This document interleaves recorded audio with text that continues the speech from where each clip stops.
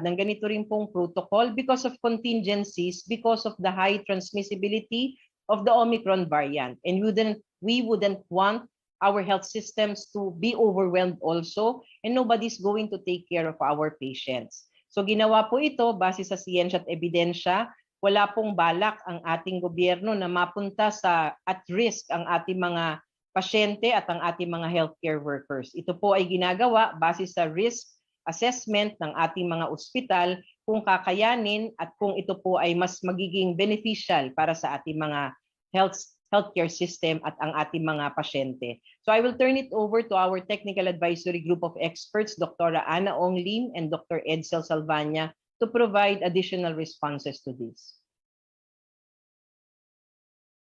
Dr. Ana, go ahead, and then we'll have Dr. Edsel. Thank you po, Yusek. Naging matunog talagang usapin itong shortened quarantine and isolation dahil nga actually nakita naman natin na pinapatupad na rin sa ibang mga bansa, and we have to admit that those reviews came about because of the extreme need for essential workers, hindi lang sa healthcare, pati na rin sa iba't ibang sektor. But as Yusek has mentioned, hindi naman natin i-adapt yung mga policies kung sa tingin natin walang basis or hindi tayo naniniwala or sumasang-ayon dun sa scientific evidence na kung saan pinagbasihan yung rekomendasyon.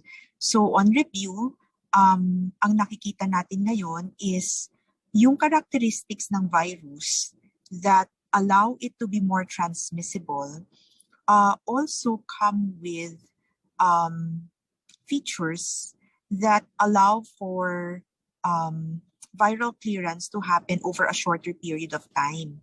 So yun yung pinagmumulan ng ating shortened quarantine and isolation recommendations.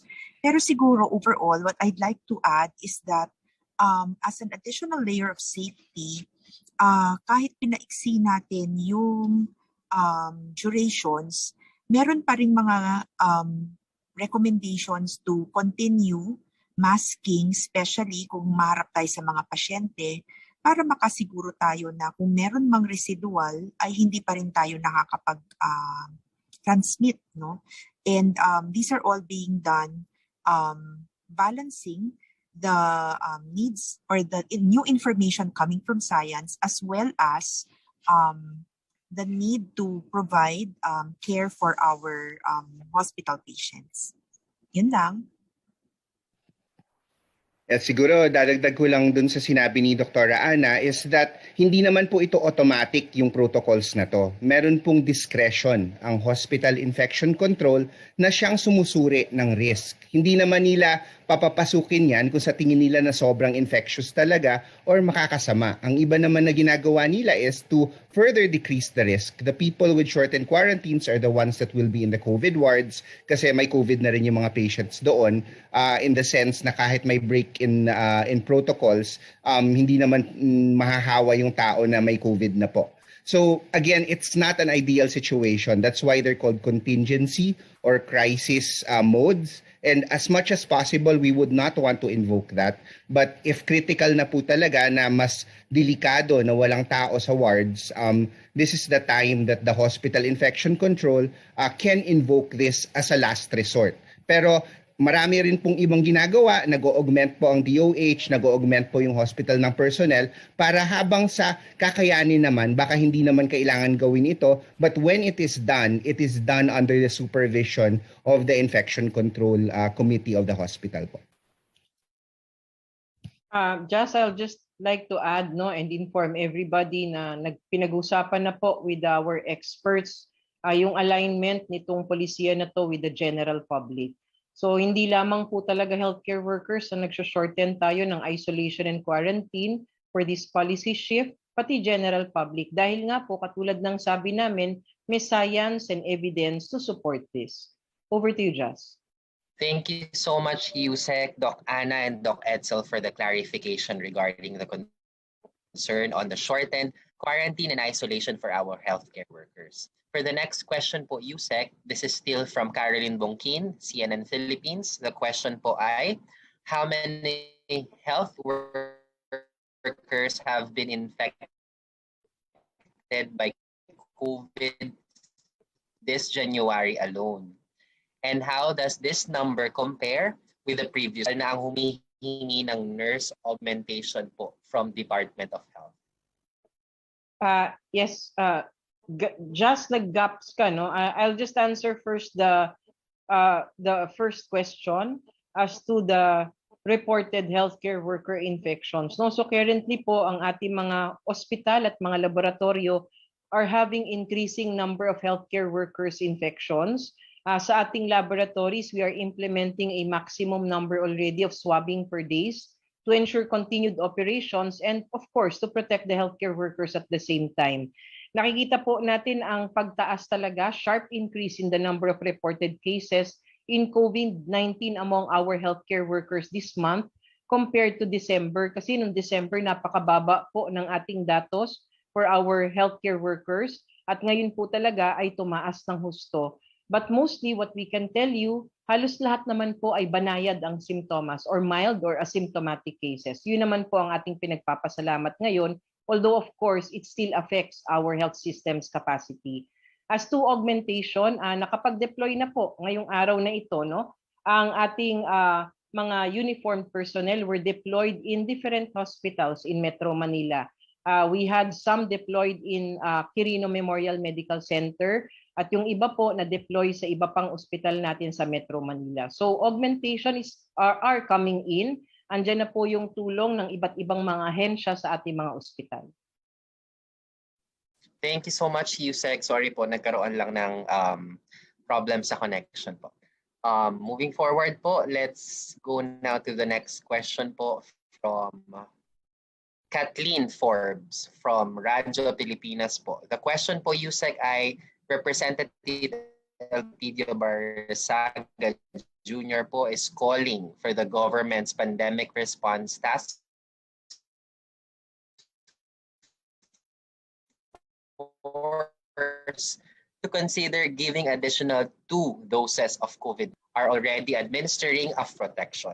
Is this something that our health experts are studying? Is there any truth that as well in studies that 2 doses of a vaccine with lower efficacy followed by a booster did not generate enough immunity against COVID-19? Yusek? Yes, no, so currently alam natin lahat, no, na ang naipapatupad natin lagi sa ating bansa para sa ating mga pagbabakuna, kailangan may emergency use authority. Sa ngayon po, walang applications from any manufacturers about 3rd shots or 4th shots for boosters, no?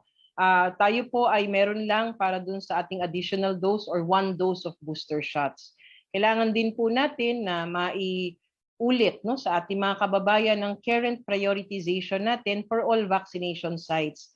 We are still prioritizing the primary series o yung pong pagbabakuna sa mga taong wala pang bakuna, pagbabakuna dun sa mga taong 1 dose pa lang po ang nare-receive, pagbabakuna po at pagkukumpleto ng bakuna para sa ating A1, A2, and A3 individuals, lalong-lalo na ngayon na may threat po tayo ng pagtaas ng kaso. Napaka-importante that we focus, no, and we prioritize our vulnerable population. Ibibigay ko po sa ating mga eksperto, baka po sila po ay makapagbigay ng karagdagang kaalaman sa mga studies na sinasagawa ngayon or experiences of other countries regarding these additional booster doses for the population. Dr. Edsel? Yes, thank you, Yusek. Right now, ang nag-experiment with the 4th dose is actually Israel, and everybody's watching that experience. But again, we're still using the same vaccines. Hindi pa ito yung na-tweak for Omicron, which a lot of the manufacturers are actually starting to study already. Sa ngayon, ang meron lang po tayong datos na safe and effective is an additional dose as a booster, and meron po tayong mga guidelines for that. And right now, there is evidence based on studies in the UK where they compared yung Delta at yung Omicron. Yung sa Delta, the vaccines, even without a booster, continue to prevent hospitalization at a high rate, mga 80%. Walang booster yan. But for Omicron, it goes down to about 65%. Pero if you give a booster, Omicron goes back up to about 81%. Yung sa Delta, it goes to about 83%. So, konti lang yung increase ng pag-boost for Delta. Mas mataas ng konti dun for Omicron. And so that's why the DOH went ahead and approved the 3-month boosters kasi alam naman natin na parating na rin yung Omicron. And that turns out to be a good decision in that sense because it will give added protection, especially to our healthcare workers and to our seniors and those with comorbids who are still prioritized to get these boosters. Dr. Ana? I just wanted to add, meron din kasing currently na may grupo talaga ng mga pasyente na maaaring tumanggap ng ika-4 na dose. Ito yung mga sinasabi nating immunocompromised. Kasi base dun sa mga datos na napag-aralan na, para sa ganitong grupo ng pasyente, ang primary dose maaring hindi lang 2 kung hindi dapat 3. So kung 3 ang kailangan nila, kailangan pa nila ng booster, so 4 talaga yung matatanggap nila. But this is a very small and very specialized population. At ito rin ay under guidance ng kanilang mga clinicians at saka ng infectious disease specialists. Yung mga pinag-aaralan sa Israel na ika-4 na dosis, kabilang din doon yung mga tinatawag na immunocompromised. So in this category, na to start with, hindi talaga maganda yung kanilang response sa just a 2-dose series. So it's a very special group. And we really need to watch this closely para makita kung may pakinabang for the general population.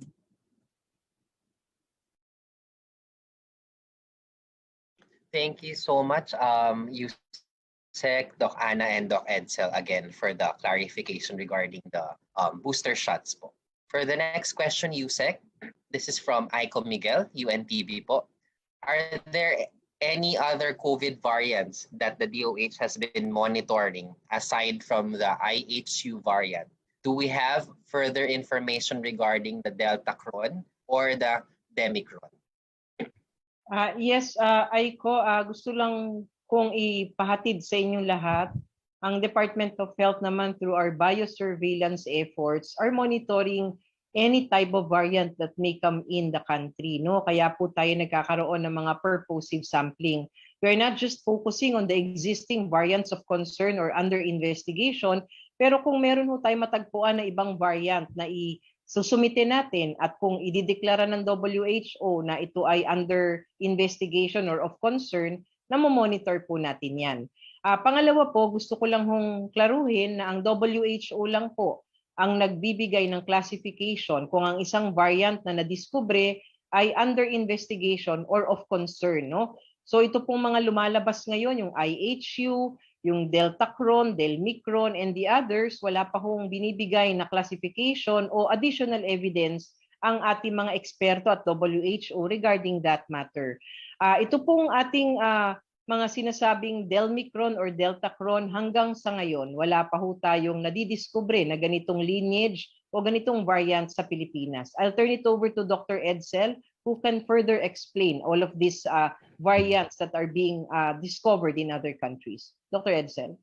Yes, thank you, Yusek. Yung IHU kasi, it's actually named after a French institute na nag-describe nito. Yung parent lineage nito, yung B.1.640, ay isang variant under monitoring ng WHO. So hindi siya variant of concern, hindi siya variant of interest, lower tier po siya. And they've been looking at this since November. Mukhang wala naman siya masyadong pinapakitang problema. So in that sense, they're monitoring it, but no, this is not a variant of concern. This is not even a variant of interest. Now, itong Delmicron, medyo controversial kasi ang sabi ng isang taga-WHO, mukhang contaminated yung sequencing na ginawa dun sa Cyprus na contaminate ng Omicron yung sinisequence nila na Delta.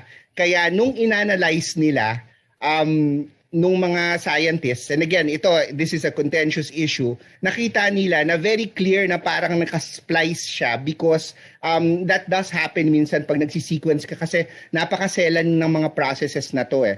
So there are some reports na this might be due to a lab error and so they are checking, they are making sure na tunay po talaga ito. Kaya yung mga ganitong klaseng lumalabas kasi, kailangan talaga natin i-check and i-double check because it really causes undue panic and when in fact, it could be a lab error or it could be something that's already being looked at. Pero medyo naha-hype lang, nagpapanik yung mga tao, nag-share. So ang important po dito, check, and always just listen to reputable sources of information. Thank you po. Thank you so much, Yusek and Doc Edsel po for the clarification regarding the COVID-19 variants, IHU, Delmicron, and Deltacron. For the next question po, Yusek, this is from Jenny Ravelo. What's the reason po for the lack of FDA-approved rapid tests for use by the general public? Is it because no company has applied for the FDA approval or none has passed the regulatory approval? Yes, no. So let's be clear on that. There are approved rapid antigen test kits that are already being used by the community, but this has to be guided by our healthcare workers kapag ginagamit po nila yan. Ngayon, meron po yung tinatawag na self-administered test kits. Yan po yung wala pang aprobado dito po sa ating bansa, wala pa po siyang registration from FDA. But of late, FDA has already reported meron na pong 2 suppliers or manufacturers that has applied for the CPR of these self-administered test kits. Pinapa-expedite na po yan para magamit po ng ating komunidad o ng ating mga kababayan sa kanilang mga bahay. Pero kailangan maging maingat din po tayo sa paggamit ng mga ganitong klaseng test kits because it can lead to misuse and misinterpretation.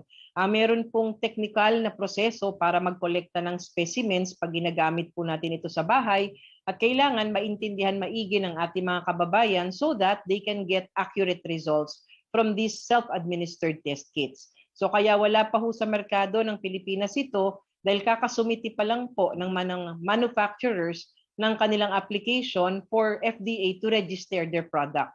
Hindi po dahil hindi kasi sila nakapasa doon sa regulatory clearance na atin pong pinoproseso. So antayin lang po nating lumabas so that our community also can be able to use this in the community. But just to warn, this still has to be used at the appropriate time. Appropriate use pa rin po ang atin pong inaabiso sa ating mga kababayan.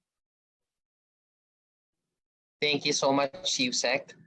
For the next question po regarding from Camille Elemia from New York Times po. Yusek, the question po ay, the fact that Omicron doesn't appear to be as severe as Delta, will the government be less strict on COVID policies moving forward? How do you plan to treat the Omicron variant? Yusek? Yes, we know that Omicron variant has that characteristic of having milder symptoms compared to Delta variant. But it doesn't mean that we will not be closely monitoring our healthcare systems anymore because it has milder features or milder symptoms. The more transmissible it is, the more that it affects our healthcare system as well. And we are seeing that right now with the affectation among our healthcare workers. That is one. Second, of course, when we have this kind of transmission in the community, like what we are having right now in the National Capital Region, our policy tends to shift. For example, for the interventions that we usually practice in the community in the past, right now, number one, contact tracing is not that much prioritized anymore because we know that in each household, the possibility or the likelihood that there is one positive individual is very high. So the contact tracing is not that valued or not that prioritized anymore in this kind of situations. We have this 4-door policy where we are now onto the door 2 already. We've passed the door 1. So for the incoming travelers also, we know that we have delayed the entry of this Omicron variant. And now we are now focusing on community interventions already so that we can stop the spread of the transmission in the community. So we are now on doors 2, 3, and 4 already. And third, the value of testing in our interventions. Now that we have a very high transmission rate and infection rate in the community, the value of testing right now is really for clinical management of our patients. Our testing before, what we are doing before to detect who are positive so that we can immediately isolate and quarantine, becomes of second nature right now because we like to prioritize our A1, A2, and A3. These are the vulnerable sectors in our population for clinical management. Now, for community interventions, the most important right now would be isolation. So that is our policy shift right now. There is that there are discussions of shortening quarantine and shortening isolation for the general public and the healthcare workers, of course, adopting science and evidence adopted by other countries. And of course, the last one would be ramping up vaccination because it has been proven, especially here in the National Capital Region, that vaccination has protected most of our citizens from severe infections, hospitalizations, and deaths. I'll pass it on to our three experts here in the call. We have Dr. Edsel, Dr. Raana, and Dr. John Wong to provide their additional inputs. We can start with Dr. Edsel and then Dr. Raana, and then we'll have Dr. John Wong. Dr. Edsel. Yeah, I think important yung distinction na yun. We're not calling Omicron mild. It's milder than Delta. It is about 3 times, Delta is 3 times more likely to land you in the hospital compared to Omicron. But, you know, Omicron can still land you in the hospital, which is a very important distinction. The nature of Omicron is also that the incubation period is faster than yung sa Delta. Before, it used to take about 5 days to develop symptoms. For Omicron, it's about 3 days. And if you consider that people are already contagious 1 to 2 days before they are symptomatic, for Omicron, you're almost contagious just a little over 24 hours. So it's very, very difficult to contain something like that because you've only been exposed 24 hours and then you're already passing the virus. And so the paradigm shift has to happen in the sense that isolation is very, very important because by the time you develop symptoms, you're already very, very contagious. And if you go out and get a test and there's a lack of tests or mahaba yung pila, you can actually infect other people. So there has to be that kind of balance. And again, with high vaccination rates, for people who are not in the high-risk population, there is not anything that will change in terms of the clinical management. It's really all just supportive. But for people who are elderly, who have comorbids, it is important to get a diagnosis because even for those with mild symptoms, we can offer them medications, antivirals that can further decrease their risk of hospitalization by up to 90%. And so we have to prioritize those groups who will benefit. But for the vast population that is not at high risk and are already vaccinated, the risk of dying is very, very low. So the more important action point is really to isolate so that we can slow down the spread of the disease and minimize the societal impact.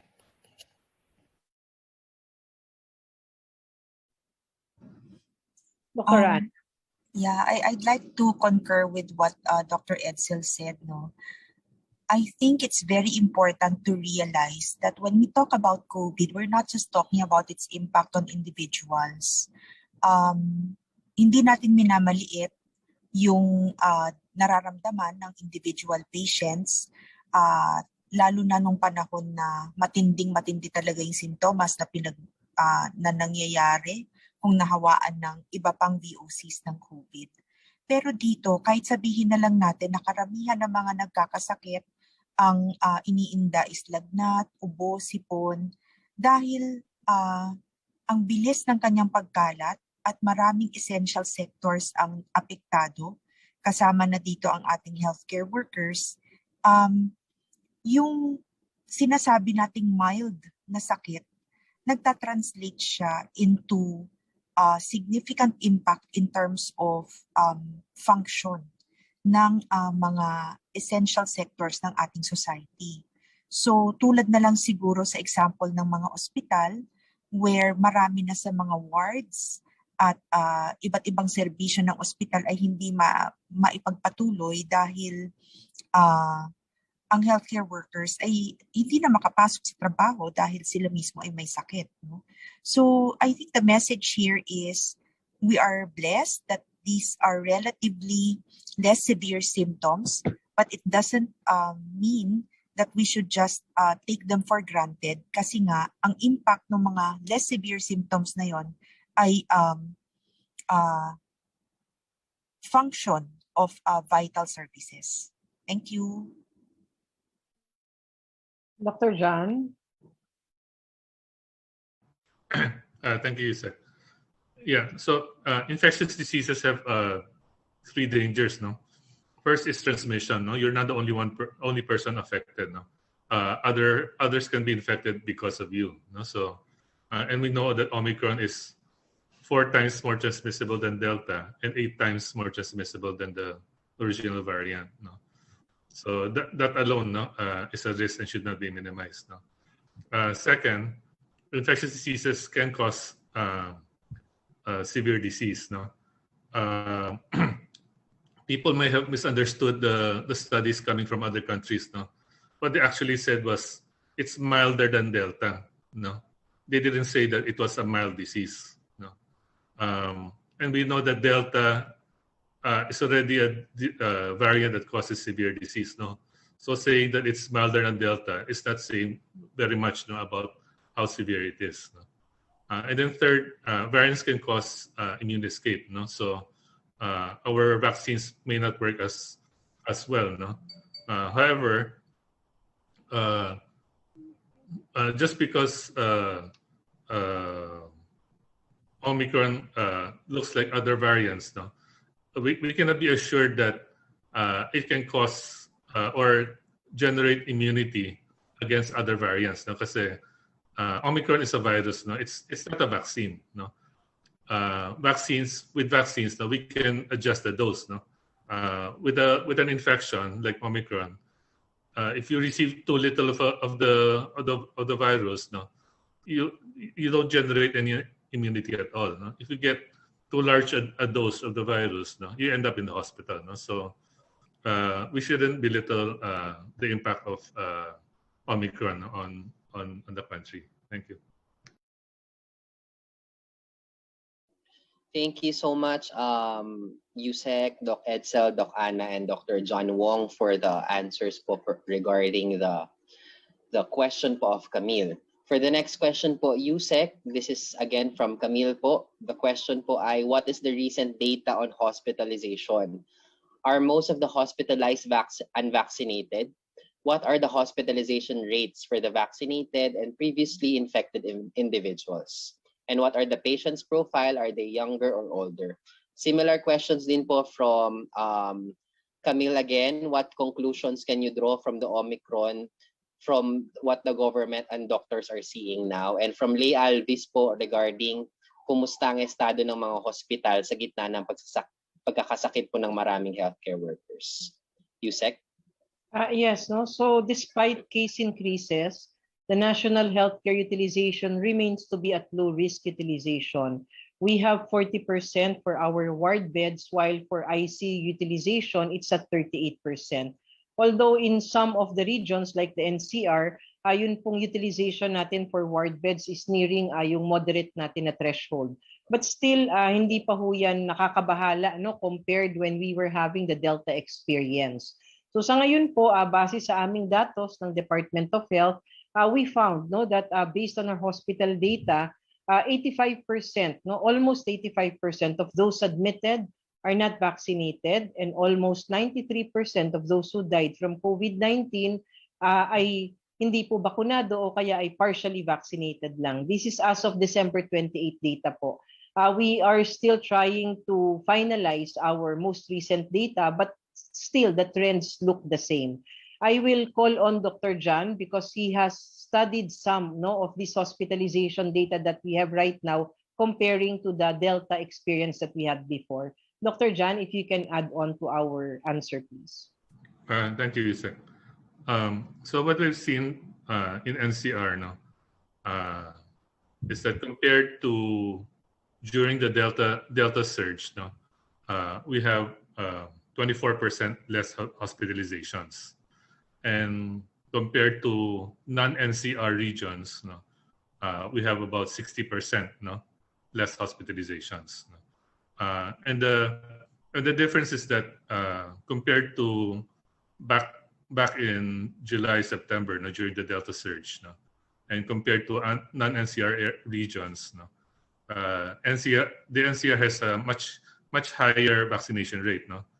I think 75% now compared to 15% last September, or last July, no, and yes, 75% now compared to 35%, no, in non-NCR regions, no. So on both accounts, no, vaccination is protecting the NCR from high hospitalization rates, no. So we need to do the same thing, no, for other regions, no.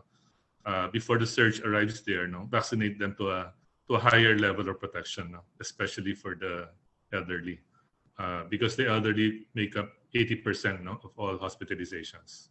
Thank you. Thank you so much, Yusek and Doc John Wong. For our next question po from Camille pa din po, we have the question po ay, what is the DOH definition of mild cases? Yusek? Yes, we have definitions adopted from the WHO definition of cases. No, so it was issued out from our Department Memorandum 2020-0381, which is the interim guidelines on COVID-19 disease severity classification and management, wherein it is stated that mild cases are defined as symptomatic patients presenting with fever, cough, fatigue, anorexia, myalgias, other non-specific symptoms such as sore throat, nasal congestion, headache, diarrhea, nausea and vomiting, loss of smell or loss of taste preceding the onset of respiratory symptoms, and what is important, they have no signs of pneumonia or hypoxia. So ito po yung ating ginagamit na definition ng mild symptoms. Hindi kailangang sama-sama lahat ng simptomas na yan para masabi nating sila ay mild case. Maaring sipon lang, maaring lagnat lang, maaring kaunting ubo lang, maaring masasakit lang ang kasukasuan, no? At makaklasify na rin po na mild symptoms sila. Pinapaalalahanan po natin lahat ng ating mga kababayan na nakaka-experience ng mild symptoms or banayad na simptomas, please immediately isolate para po maputol natin ang transmission ng sakit na ito sa ating komunidad. Maraming salamat po, Yusek, for explaining the definition of the mild cases and for the reminders po sa ating pong public. For the next question po, Yusek, from Red Mendoza ng The Manila Times. The question po ay, sa dami po ng kaso ng COVID-19 ngayon sa Pilipinas, does the DOH look at the possibility that there could be a breakdown in testing that could make it impossible to see the trend if it's going up or down, and could lead to a possibility na hindi na makontrol ng Pilipinas ang pandemyang ito? Yes, Red, no? So unang-una, hindi po tayo reliant sa testing alone para makontrol natin o ma-prevent natin ang mga pagtaas ng kaso sa ating bansa. Yes, testing is very important, no? Especially when we report cases para guided po ang ating mga plano, guided po ang ating interventions. Pero ngayon, katulad ng sabi natin, dahil sa napakataas na transmission ng sakit sa ating mga komunidad, yun pong testing, meron po tayong shift into our policies, kung saan tinitignan po natin na mas importante na po siya ngayon for managing clinically our patients, especially the most vulnerable. Yun pong dating ginagawa natin na pagtetest para ma-determine natin kung sino ang may sakit at wala so that we can isolate and quarantine. Ngayon po na napakataas ng infection rate sa community, hindi po masyado natin na binibigyan ng ganyang priority. Ang priority natin ngayon, matest po natin lahat ng vulnerable para mabigyan ng karampatang lunas. So yun pong sinasabi na kung mag-breakdown ang testing ay hindi na makokontrol ang pandemya, ay sa tingin ko po ay hindi naman po siya parang directly linked at hindi po magkakaroon ng pag-breakdown ng ating mga sistema dahil tayo po ay na-overwhelm sa pagtetest. And actually, hindi naman po papayagan din ng gobyerno na hindi po na magkaroon ng ganitong klaseng sitwasyon kung saan magbe-breakdown ng testing natin. Kaya nga po tayo ay nagpapatupad ng mga prioritization, nagre-redirect at nagre-refocus tayo ng ating mga polisiya para po maiayos po natin ang ating resources kung saan po talagang mas importante nating gamitin. I will call on our experts again to give supplemental response to this response, I'll call on Dr. Edsel, Dr. Ana, and then Dr. Wong. Dr. Edsel? Yes, thank you, Yusek. Actually, this is something that a lot of countries are already shifting to. Yung sa Israel, ang pini-PCR na lang nila actually 60 years old and above kasi yun nga yung pwedeng bigyan ng mga antivirals. Below 60, either ina-antigen na lang nila or in some cases, kung kulang ng antigen, isolation is the key. This is the same situation that's happening in Ontario and in Canada. Kasi ang nangyayari rin is, kung i-overload mo yung iyong RT-PCR, tumatagal yung turnaround time. So kung it takes 3, 4, 5 days, yung gamot para sa 60 years old and above, kailangan mo ibigay within 5 days of onset of symptoms. So kung ma-delay yung PCR mo ng napakatagal, hindi mo na mabibigay yung gamot na yon. So nagkakaroon ng prioritization shift, lalong-lalo na dahil alam natin kung mataas na talaga ang level ng pagbabakuna, the risk of dying from COVID if you are not part of the vulnerable population is no higher than the flu. But of course, if you're not vaccinated or you're in the vulnerable population, mas mataas yun kesa sa flu. So we have to prioritize those that can benefit from treatment. And this is, again, a policy shift, understanding na ang game changer talaga dito yung pagbabakuna natin ng maraming tao dahil mas tina-target na natin yung ating interventions dahil yung ibang nabakunahan na hindi naman vulnerable, mukhang magiging okay naman sila. Thank you so much, Doc Edsel and Yusek for the answers po. Let's go now to the questions from Lay Alvis po, Yusek. The first question po ay, may nakikita na bang pagbagal sa pagdami ng kaso? Yes, Just, no? So, unang-una, yung ating si Dr. Wong ang tatawagin ko para dito, no? Para sumagot. But based from what we are looking at right now, hindi sa pagdami, Lay, ang nakikita natin. Nakikita natin yung doubling time, medyo tumaas, no? And Dr. Wong maybe can further explain this. Dati po kasi it's 2.2 days. Ito pong nakaraang araw, nakita natin yung doubling time ay medyo humaba ng 3 to 4 days. Pero yung sa pagdami, madami pa rin po. Tuloy-tuloy pa rin ang pagtaas. Positivity rate is high also. So hindi pa ho natin nakikita yung pagbaba ng kaso o kaya ay pagbagal ng kaso. I'll turn it over to Dr. John to further explain. Dr. John. Thank you, Yusek. Yeah, so what we've seen since the start of this current holiday surge is a doubling time of 2 days. No? So this is sort of a signature, no, of Omicron. No?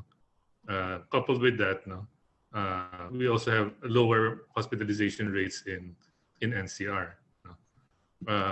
But having said that, no, we really need other evidence to say that this is Omicron. No? I'm not just saying that this is Omicron.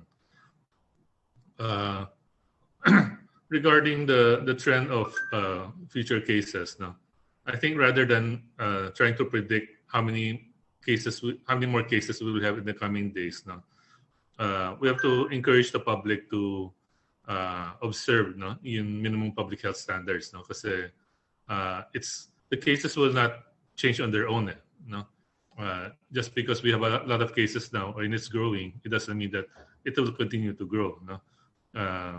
We have to change our behavior, no, observe the public health standards, no, in order to reduce the transmission and therefore the number of cases, no. So the increase and decrease of the number of cases in the future is dependent on the public's behavior also.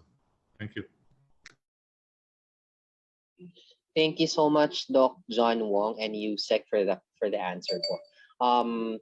For the last question of Lay Alvis po, Yusek, the question po ay, na-establish na po ba, Yusek, ang local or community transmission ng Omicron variant?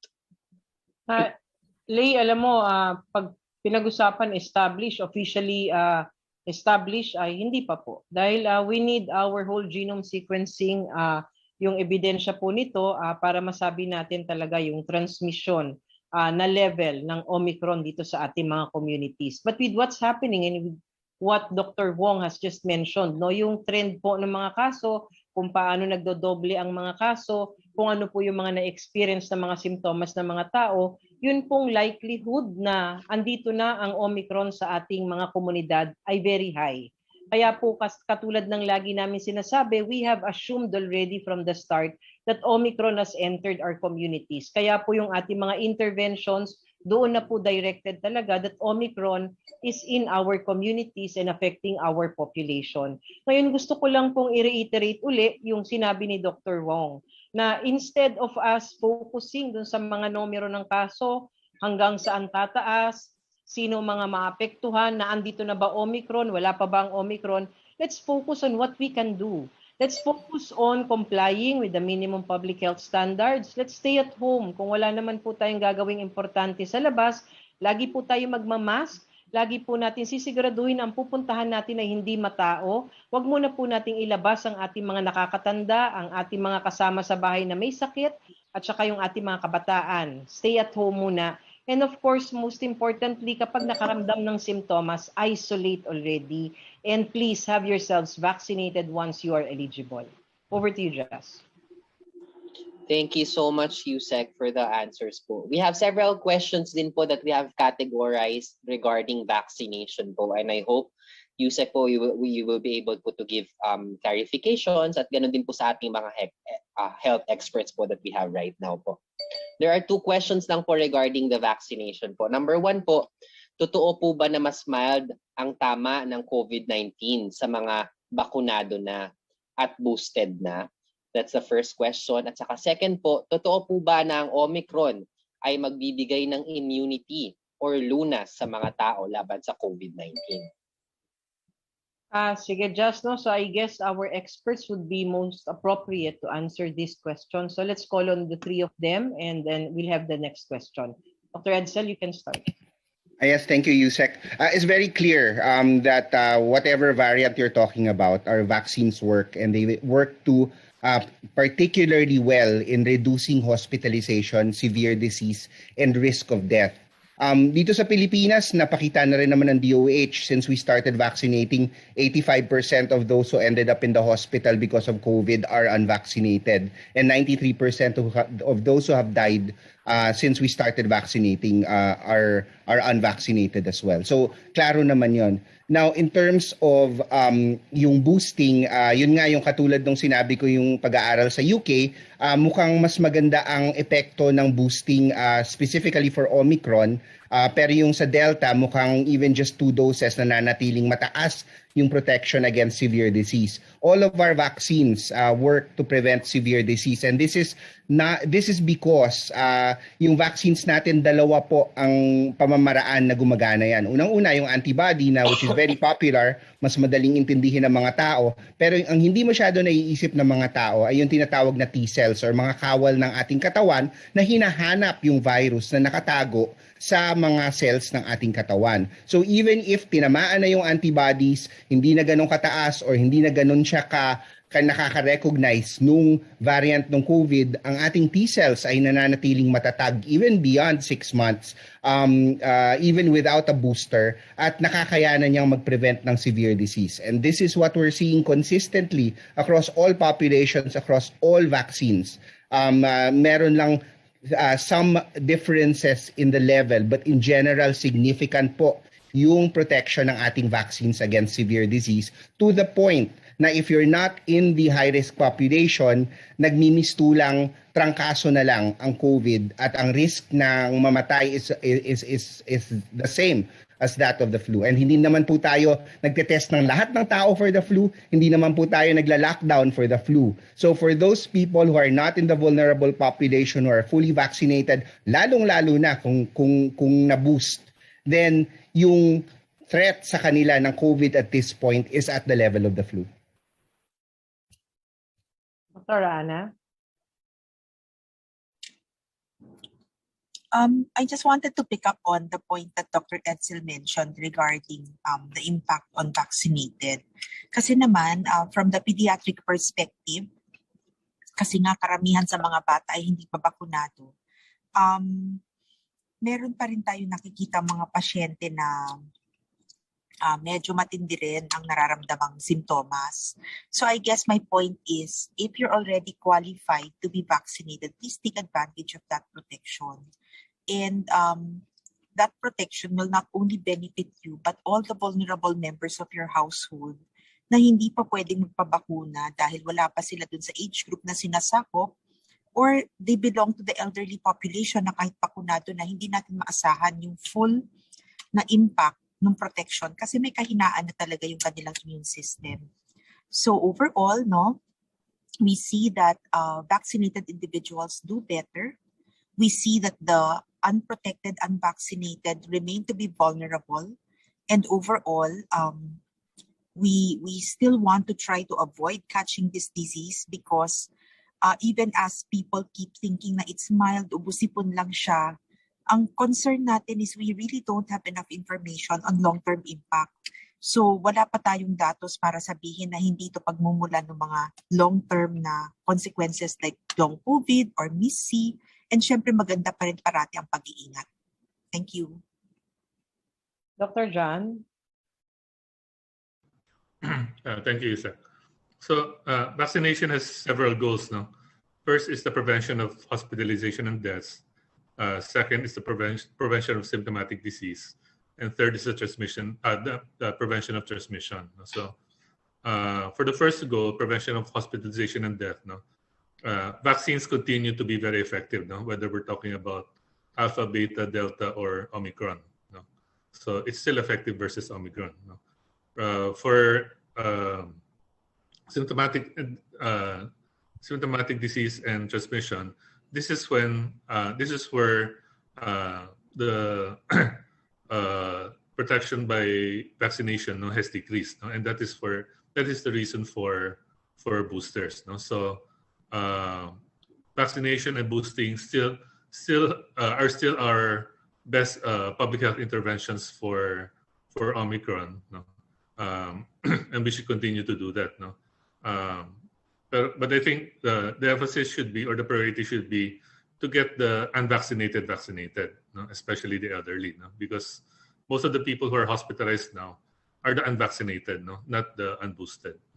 The unboosted will have mild infections. Thank you.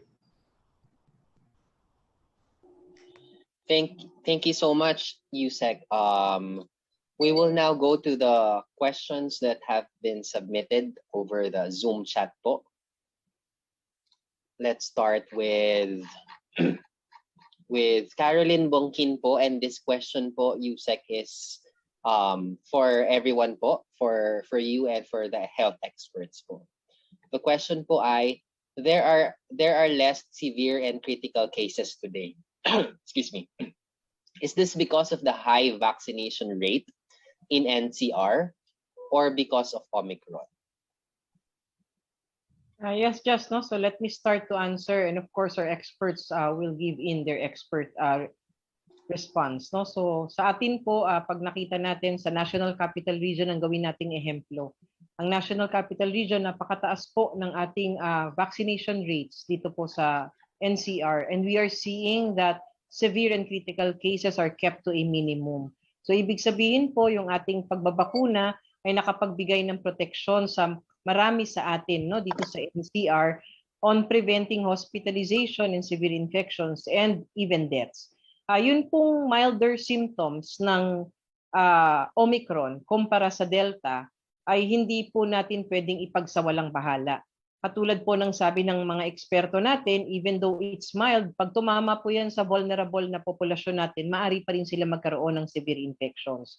So kailangan lamang po talaga na maintindihan natin, the vaccines have protected us and it's showing us that it can protect us. So sana po yung ibang hindi pa nakakapagpabakuna, and of course all of those vulnerable, senior citizens, those with comorbidities, hindi pa ho nababakunahan, magpabakuna na ho tayo.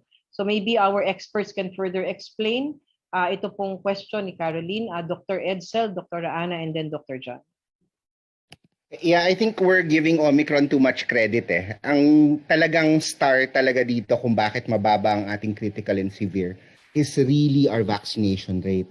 Kahit ano pa man to, kahit Omicron to, kung mababa ang vaccination rate natin, we would still be seeing increases in critical and severe. It really is our vaccination that is saving lives. And that is why we are also concerned na pag lumipat itong Omicron na to, which we really think is what's causing this latest increase in cases sa mga provinces na mababa pa ang vaccination rate, lalo na sa A2 and A3, they will get into trouble. They will get into real trouble. So, while it is fortunate na mukhang milder ang Omicron, ang nagdadrive ng current wave natin, the more important protective factor here is the high vaccination rate. And that should really be our message na, like sinabi ni Yusek, kung hindi pa kayo nagpapabakuna, well, you know, it's like you're getting caught outside in the storm. Wala kayong protection.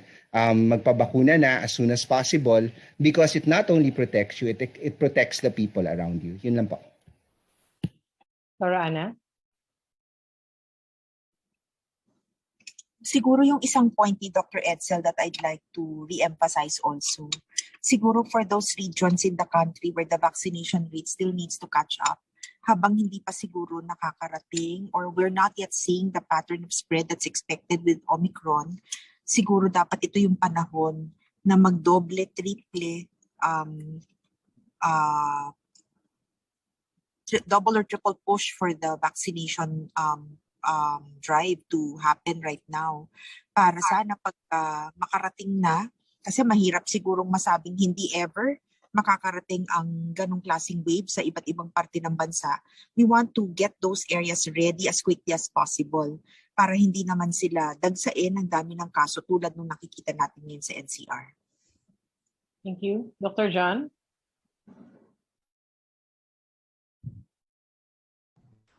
Thank you, Yusek.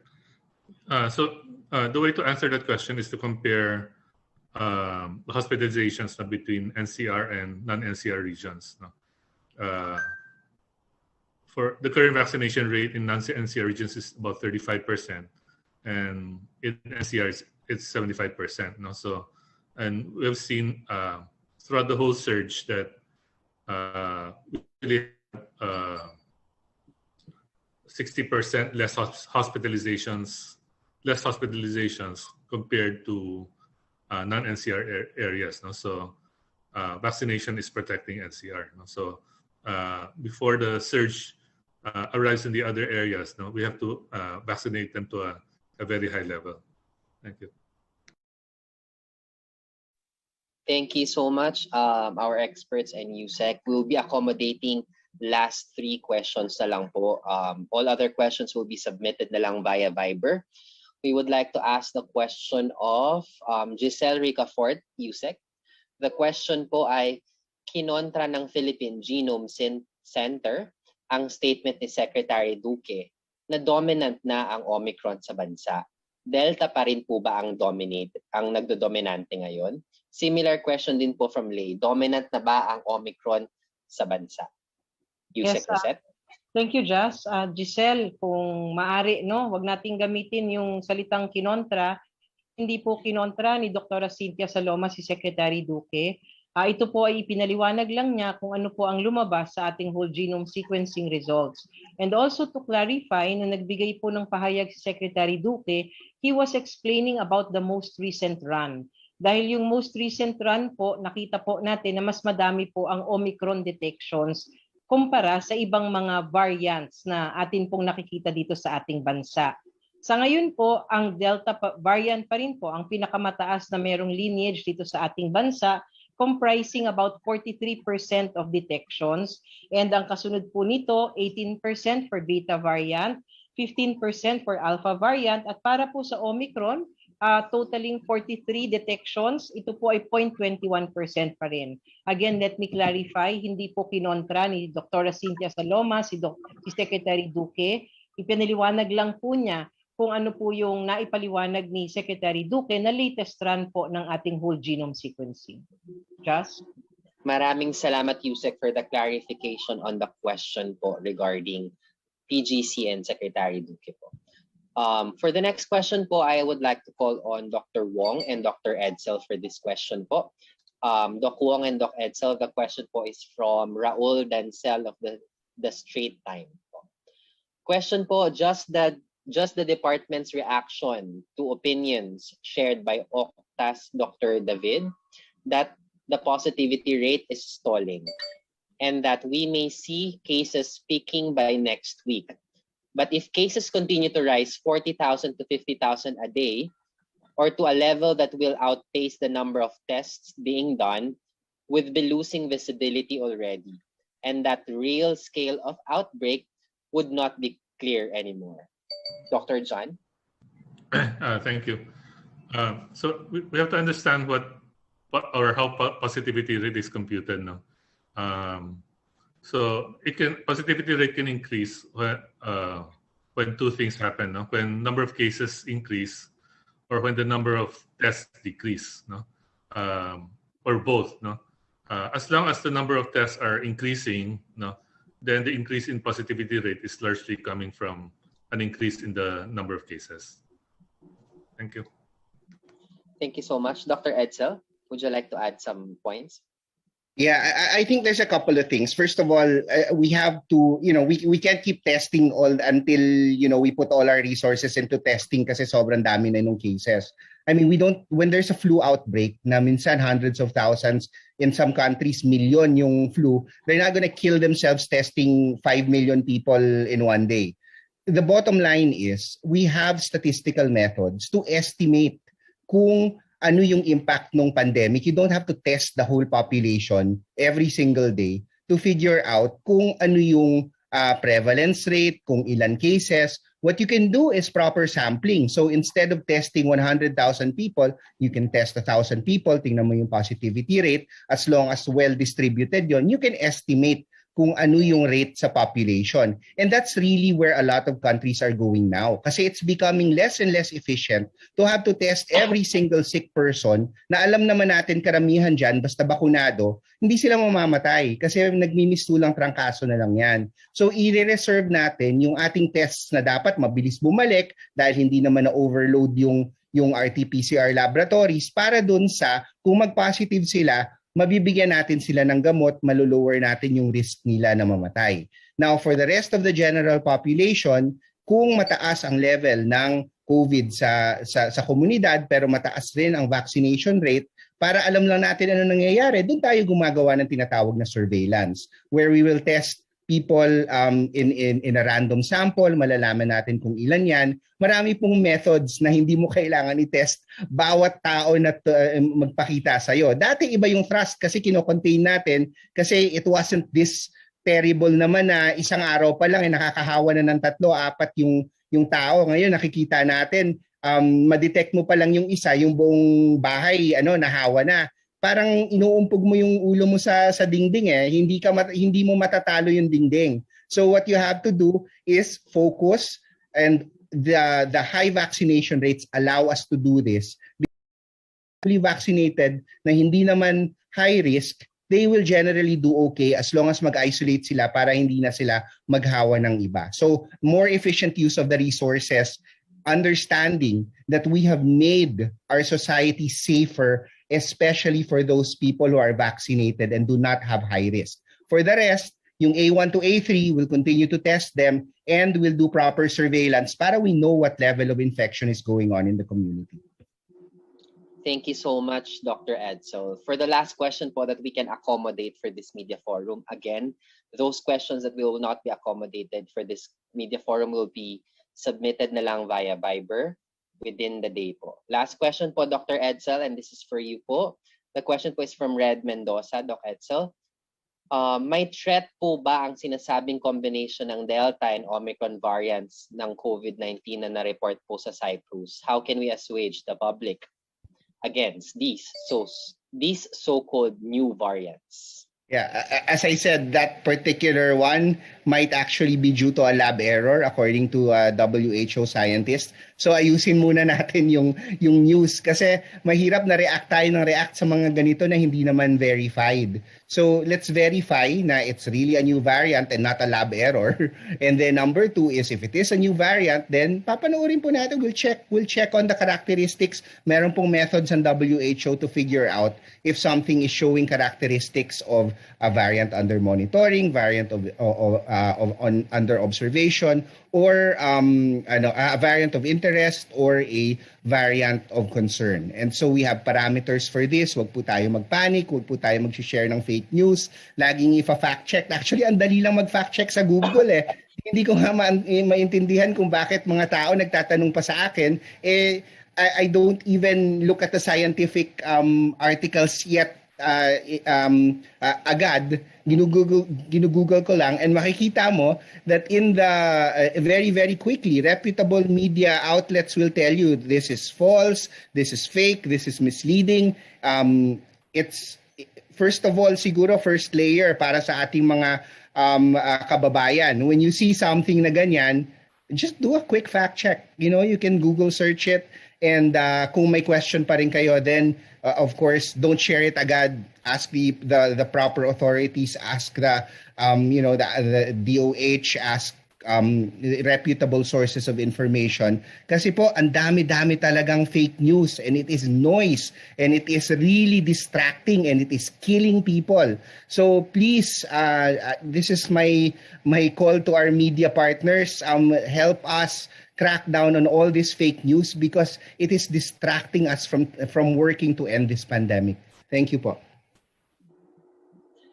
Thank you so much, Doc Edsel. Give me a second lang po.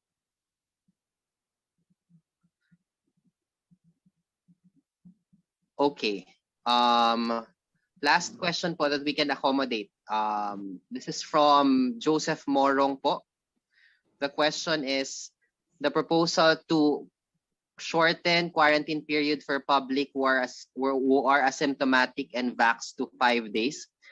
Is this not counterintuitive given the rise of COVID cases? Doc Edsel and Doc Ana.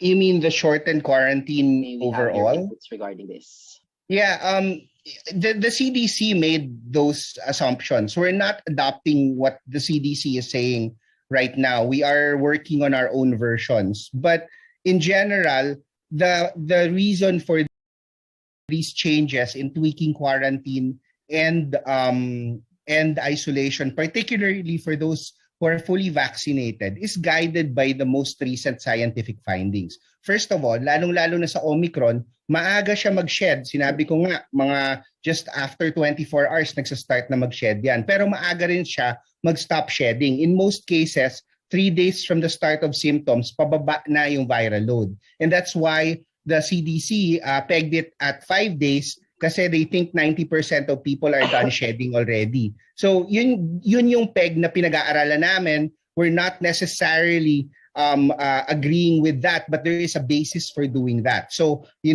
will look at those scientific findings. And yung sa quarantine ganun rin kasi dati, di ba, we would quarantine people for 10 days kasi we think that the symptoms will come out anywhere from 3 to 14 days with an average of 5 days. Ngayon sa Omicron, 3 araw pa lang nagkakasintomas na sila. So these are all science-guided. And, again, as Yusek Rosette has said, the government will not adopt policies that we think will be harmful.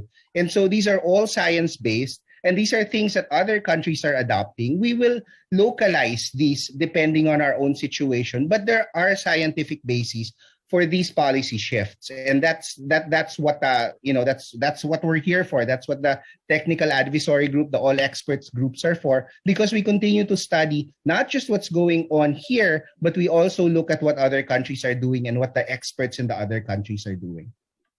Thank you, Doc Edsel. Doc Ana, rejoinder po.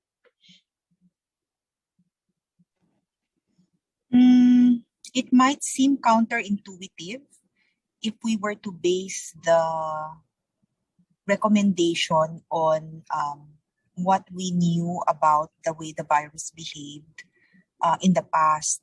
But as has been mentioned, we have new information, and that's what we're basing the current recommendations on. I think this also should remind people that as knowledge evolves, no, let's say over time makita na naman natin na mag-iba ulit ang kilos nitong virus, malamang mag-iiba din yung recommendation. So hinahabol natin dito is we use what is known, we use what is coming up, and we tailor fit our recommendations based on the latest information so that we are best our response, no, is tweaked towards what is happening on the ground. Thank you so much, Doc Ana. And these are all the questions we can accommodate po.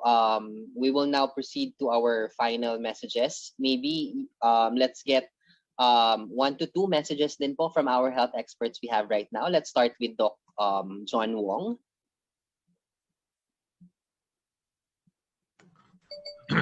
Thank you. So for areas that for the surges that arrive, no, get vaccinated, no. For the NCR, no, and maybe 3 and 4A, regions 3 and 4A, where the surge is already here, no. Once you have symptoms for that resemble COVID, no, isolate right away, no. Don't wait to get tested. No? I mean, go and get tested pa rin, no? Pero before you do that, isolate, no? So that you can protect the rest of your household. No? Remember that Omicron is so fast na by the time you schedule an appointment for testing, no, it might have spread already to your household. No? So once you feel something, no, isolate yourself. Thank you. Thank you so much, Doc John Wong. We go now to Doc Ana Ong Lim. I'd like to echo what Dr. Wong mentioned, no? Paradigm shift talaga to kasi nung nagsimula yung Omicron tuloy yung COVID, 'di ba? Ang nasa isip natin parate, oy kung magkasakit magpapatest. Ngayon, ang dapat na papasok sa isip natin pagka nagsimulang magkaroon ng simptomas, however mild it is, dapat ang response should be isolate. Kasi dahil napakabilis nung napakaiksi nung serial interval ng infections, sa loob lamang ng mga 2 araw or so magkakaroon na ulit ng panibagong may sakit sa loob ng isang cluster. Wala nang masyadong time para magdalawang isip pa at pakiramdaman yung nararamdaman natin to decide whether this is COVID or not. So the initial response is if you feel something, please isolate, and then if you can access testing, then that would be good. If not, then your healthcare professional can tell you whether your symptoms are consistent with COVID, and this can be correlated with your exposure history. And from there, pwedeng madesisyonan kung ang management mo ay tutungo dun sa direksyon ng pag-manage ng COVID or kailangan pa ng ibang klaseng testing para malaman kung ano kaya yung itong mga simptomas na iyong nararamdaman. Thank you. Thank you so much, Doc Ana. Doc Edsel po. Yeah, I think ito naman talaga yung reason kung bakit tayo nagbabakuna. We were trying to vaccinate as many people as possible in as short a time as possible in anticipation of future outbreaks of coronavirus. And nandito na nga tayo. We have a more transmissible variant, maybe a little milder than Delta, but our vaccines are doing the job. They are protecting us from severe disease, especially those who are not in the vulnerable population. So we have to trust the vaccines to protect us, and we have to continue to vaccinate as many people as possible. And we have to focus our efforts to those people who remain vulnerable, and of course the unvaccinated, kung pabakuna na sila or kung magkasakit sila, at least may mabibigyan tayo na gamot. The very important thing is hindi po ito 2020. Yung iba nga sinasabi nila is 2022. No, it's not. 2022 is very different from 2020.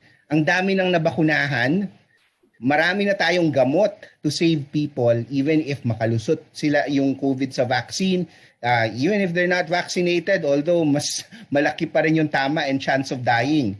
So we are not helpless. We have the tools to manage and thrive and live through this pandemic. So let's trust the vaccines. Let's slow down the spread so hindi nagkakasakit ang healthcare workers natin by wearing our masks, our minimum public health standards, but trust the vaccines. They will help us end the pandemic. Thank you po. Thank you so much, Doc Edsel. For our closing message po, we have Yusek Rosette Singverhere. Yusek? Yes, thank you, Jas, at maraming salamat po sa ating mga eksperto na dumalo po ngayong araw sa ating media forum, Dr. Edsel Salvania, Dr. Ana Ong Lim, and Dr. John Wong. Bagamat nasa ikalawang linggo pa lamang po tayo ng Enero, malaking hamon na po agad ang ating hinaharap, ito pong Omicron. Gayunpaman, punong-puno po ng pag-asa ang kagawaran ng kalusugan na sa lalong madaling panahon ay makokontrol at mapagtatagumpayan din po natin ang laban, hindi lamang po dito sa Omicron, kung hindi pati na rin po sa ibang variants ng COVID-19. Kung kinaya po natin noon ang naging hamon ng Delta variant, kakayanin po natin uli ang banta ng Omicron.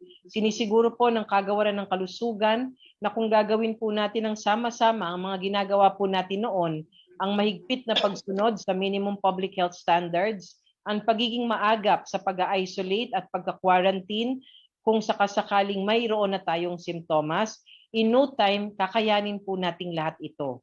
Maliban po sa aking mga nabanggit, kaagad po tayong magpa-test, right test at the right time para kaagad nating matukoy ang mga hakbang na kailangan nating gawin. Kung mild lang po ang ating simptomas, sulitin po natin ang ating mga telemedicine services upang maiwasan po natin ang pagkapuno ng ating mga ospital. Higit sa lahat, magpabakuna na po tayo. Ito po ang ating unang pangdepensa laban sa virus, mapa Delta man, mapa Omicron, o yung pong mga naunang variants of concern. Ang mga bakuna po na meron tayo ngayon ay garantisadong ligtas, epektibo at higit sa lahat, libre pong binibigay ng ating gobyerno. Atin pong pairali ng ating disiplina at malasakit sa isa't isa sa pagsunod po sa ating mga safety protocols. At lagi po natin tatandaan na huwag po tayo agad-agad maniniwala sa mga impormasyon na mali na kumakalat. Lagi pong ugaliin to verify information that we get so that we get accurate and truthful information. Muli po, amin pong pinapaalalahanan ng lahat, sumunod po tayo sa ating mga safety protocols. Huwag na muna pong lumabas kung hindi naman po kailangan lumabas para po tayo ay maging ligtas laban sa COVID-19. Maraming salamat po at mag-ingat po tayong lahat. Thank you so much, Yusek, and thank you so much to all our media partners. Good afternoon, everyone.